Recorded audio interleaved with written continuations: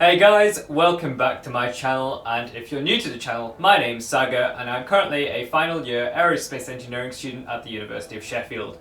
And in today's video, what I want to really share with you guys is how I was able to travel relatively for free whilst I was studying at university. So during my 4 years at Sheffield, I've been able to travel to Scotland, Belgium, the US and Australia for barely any cost to myself. And so in this video, I want to just give you my advice on how you can travel for free whilst at university and the different methods and ways you can go about doing so. So stick around and subscribe to my channel if you haven't already done so, and like the video if you enjoy what you're watching. Cool, let's get into it. Okay, before we go into how you can travel for free, I want to explain why traveling's so important. So travelling does a number of things, right? So when you're traveling alone, you really develop your independent skills and you learn to sort of survive outside of your comfort zone, which is super useful if you want to progress through your career and basically be successful in general in your life. Second reason is you get to meet and interact with people who you'd never come across if you were just to stay at home in your home city, hometown, whatever, right? And you really expand your network of people. And again, I personally am very career driven, so meeting the right people and networking is always super important to me. And knowing the right people always is more beneficial than knowing the right things, because it's pretty common knowledge out there that to be successful, knowing the right people is more important than knowing the right stuff. And this way, traveling is really enabling you to open who you can talk to and who you connect with. So that's my second reason of why traveling's amazing. Third reason is, well, I mean, do you not find it boring just staying where you are and being complacent in where you've, I guess, grown up, lived and so on, and without interacting with new people? Well, for me, I enjoy these sort of things, and I think a lot of people, would like to do that sort of thing. However, I guess not having the funds and resources is probably the biggest limiter in that sense. So hopefully through this video, I'm able to show you how you can travel for free whilst at university and make the most of this opportunity you have. So after saying that, let me jump straight into the first method that I want to talk about.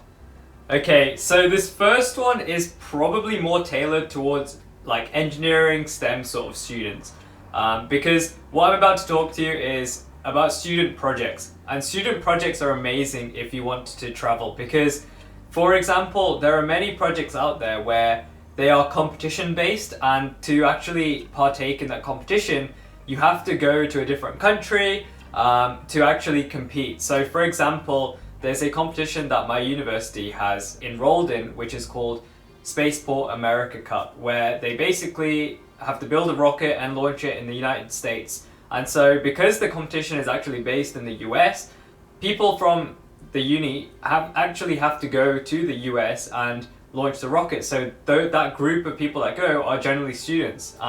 So for me, I was involved in a different student engineering project where we had to develop a sun tracking telescope and launch it upon a high altitude balloon in the US. So through that, I was able to travel to the US between my first and second year, and also between my second and third year. And ultimately, student projects are great because not only do you get to develop your technical skills, your practical engineering skills, your team working skills, and also your leadership skills, but you also might have the potential to travel. And fortunately for me, that was the case, and I think it was such an amazing experience because I got to have a look at some awesome NASA facilities whilst I was over in the US, and ultimately it was great fun to experience the US more than I've ever done before. So ultimately, student projects are definitely one route for you to explore in terms of being able to travel for free. The crucial thing is that student projects are often funded by the university or even external sponsors, so you don't have to fork out to travel to the other country, and it's all sorted out for you. So that's one of my tips on how to travel for free as a student. So my next method for you to travel for free would be through summer courses or summer schools. So there's a lot of opportunities out there for you to actually develop your skills and learn more about something by attending summer schools or summer courses. And sometimes these are often reimbursed by the organizer, or they're either funded by your university. And so, for example, myself, I attended a European Space Agency Academy course in September 2018 before my second year started, and this was all reimbursed by the European Space Agency themselves. So there's a lot of opportunities for you to travel and be involved in these sort of activities.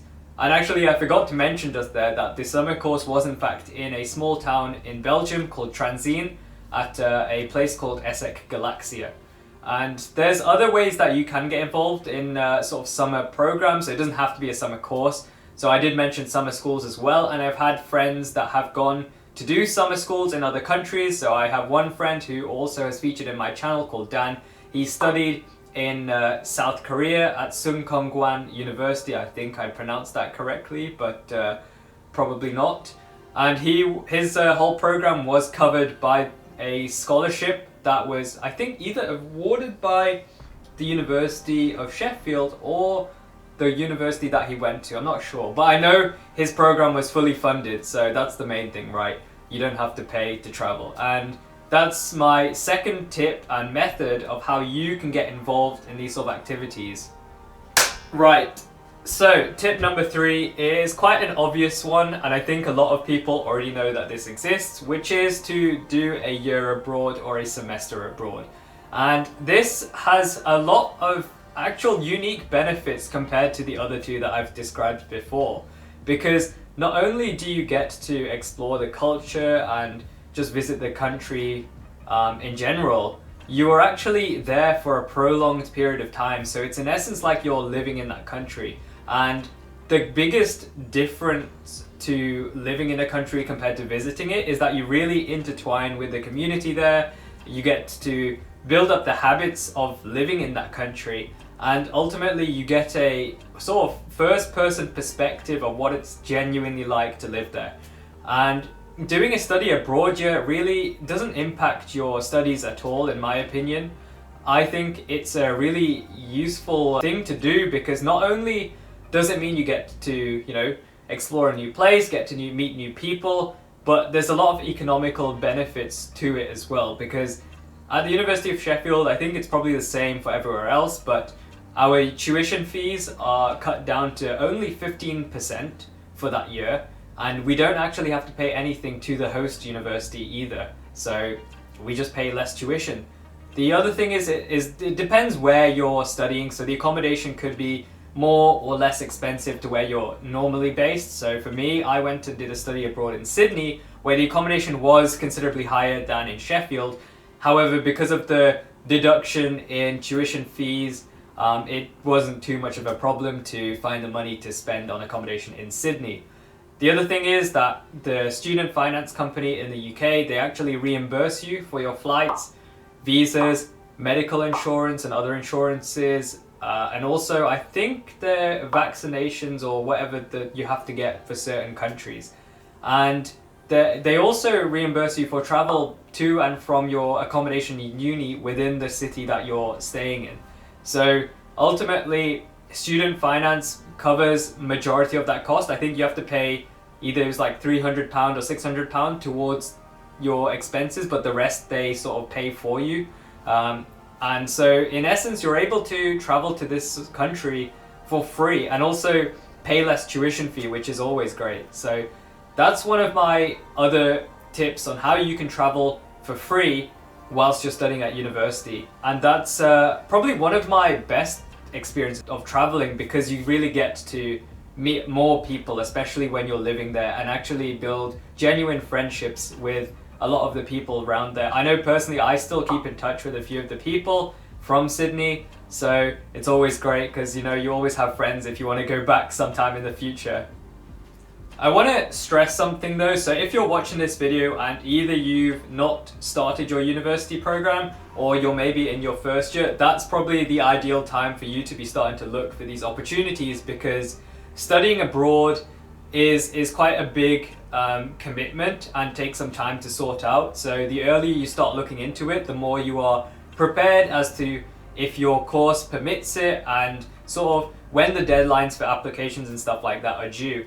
If you are nearer to the end of your uni, I'd probably forget about studying abroad because it's very likely that you won't be able to do it now. However, I'd look for opportunities like courses that you can apply to, or even just other networking events that are abroad, or maybe just not even abroad, it could be within the same country, but somewhere else aside from your uni and that you can travel to for free, where the university pays for you or you get reimbursed.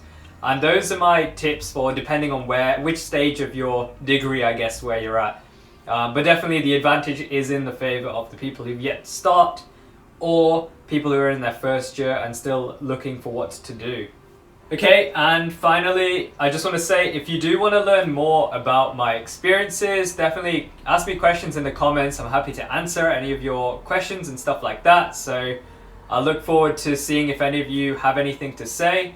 And subscribe to my channel again if you enjoyed this content, and like my video as well. And also, I am on TikTok, I just want to say, so go follow me on there as well for some interesting facts and funny videos and whatever I end up posting on there, because I don't know really what I'm doing with that. So yeah, well, hopefully you guys can travel soon. I know with Corona it kind of sucks at the moment, but you know, in the future it should be back to normal and we shall be able to travel much more again. So thanks for watching my video, guys, and I'll see you next Saturday.